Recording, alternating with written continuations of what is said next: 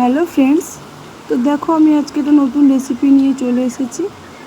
তো এদিকে দেখো একটু ডুমো ডুমো করে আমি আলু কেটেই রেখেছি, আর সঙ্গে অল্প একটু আদা আর তোমার একটা টমেটো। তো এই দুটো জিনিস দিয়ে আমি রান্নাটা করব। তো চলো, আমি এখানটা 300 গ্রামের মতন পনির নিয়েছি। তো পনিরটাকে আমি কিউব কিউব আকার করে কেটে নেব শেপ করে। তো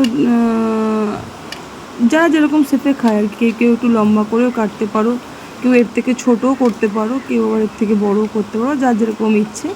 তো আমি এরকম সাইজেই কেটে নিয়েছি, কারণ আমি এরকম সাইজে আলু নিয়েছি, তো তাই জন্য। তো চলো, আমার কাটা হয়ে গেছে। এদিকে আমি কড়াই গরম করতে বসিয়ে দিয়েছি। তো কড়াইটা গরম হয়ে যাওয়ার পরেই আমি এটাকে একটু তেল দিয়ে দিলাম। তো তারপরে দেখো, আমি যে ডুমো ডুমো করে কেটে রেখেছিলাম আলুগুলো, ওগুলো আমি ভাজতে বসিয়ে দেব। তো যেহেতু আমি 300 গ্রাম পনির নিয়েছি, তার জন্য আমি এই অল্প একটু আলু নিয়েছি। একদম আলু কম দিলে ভালো লাগবে না। তো যাই হোক, সঙ্গে একটু লবণ আর একটুখানি সামান্য হলুদ গুঁড়ো দিয়ে দিয়েছি, দিয়ে আমি ঢাকা দিয়ে কিছুক্ষণ হতে দিয়েছিলাম। তো দেখো, অনেকটা লাল লাল করে ভাজা হয়ে গেছে। তো দেখলাম একটু সিদ্ধ হতে বাকি আছে, তো আর একটু গ্যাসটা কম দিয়ে আমি ওটাকে হতে দিলাম। তো এদিকে দেখো, আমি যে আদাটা কেটে রেখেছিলাম, ওটাকে ঝিরি করে কেটে কুচিয়ে নিয়ে, তো ওটাকে আমি শিলনোড়াতে পেস্ট করছি। কারণ শিলনোড়াতে পেস্ট করলে বাটলে আর কি, তো শুনেছি রান্নার টেস্ট খুব ভালো হয়। আর এটা সত্যি কথাই যে মিক্সির থেকে শিলনোড়াতে বাটলে যে কোনো তরকারি টেস্ট আলাদা হয়ে যায়। তো চলো, আমি এখানে আদাগুলোকে একদম সুন্দর করে বেটে নিচ্ছি। ওদিকে আমি টমেটোকে কিউব কিউব করে ছোটো ছোটো করে কেটে নিয়েছি।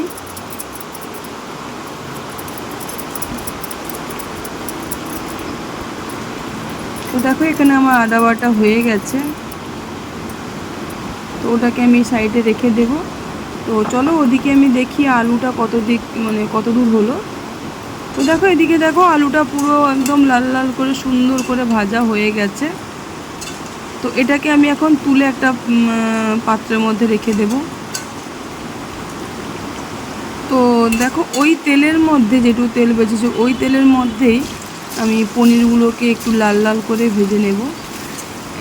তো আর একটা কথা তোমাদের বলতে আমি ভুলে গেছি, এখনই বলি। এই যে পনিরগুলো দেখলে না, এটা কোনো ব্র্যান্ডের পনির কিন্তু নয়। এটা আমাদের এখানটা মিষ্টি দোকানের পনির, খুবই ভালো খেতে, একটাও ভাঙে না, হয় না অনেক সময় দেখেছি আমুলের পনিরও ভাজতে গেলে ভেঙে যায়। তারপরে রেড কাউ আছে, ভাগীরথী আছে, যেগুলো আছে আর কি, সবই দেখি প্রায় ভেঙে যায়। তো এটা দেখলাম ভাঙেনি।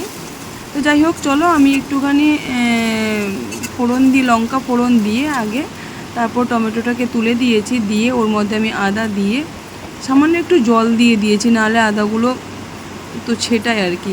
তো যাই হোক, একটু লঙ্কার গুঁড়ো, একটু ধনের গুঁড়ো, একটু জিরের গুঁড়ো। তো এই তরকারিটা আমি পুরো নিরামিষই বানাবো, কারণ এটা আমি নিরামিষের দিনেই খাবো বলে, তাদের নিরামিষের দিনেই বানিয়েছি। তো দেখো, এখানে হালকা হালকা করে একটু মশলাটা কষে আসছে, অনেকটা তেল ছেড়ে গেছে। আর আমি একটু কম তেলেই খাই, কারণ বেশি তেলে আমি একটু খাওয়া বন্ধ করেছি একটুখানি শরীরের জন্য। তো যাই হোক, তো একটু মশলাটা কষে আসার পরে আমি এর মধ্যে দিয়ে দিয়েছি ভেজে রাখা পনির আর আলু। তো ওই দুটোকে একটু ভালো করে মশলার সঙ্গে মিশিয়ে নিয়ে তারপরে আমি এর মধ্যে জল অ্যাড করব। এই রান্নাটা অ্যাকচুয়ালি আমি শিখেছি আমার শাশুড়ি মার কাছ থেকে। তো দেখো, তো তরকারিটা দেখলাম খুব একটা ভালো কালার আসেনি। তো যাই হোক, আর একটু ফুটতে দেব, তারপরে একটুখানি ঘি আর গরম মশলা দিয়ে আমি এটা নামিয়ে নিয়েছি। এটাই হচ্ছে আজকে আমার রেসিপি।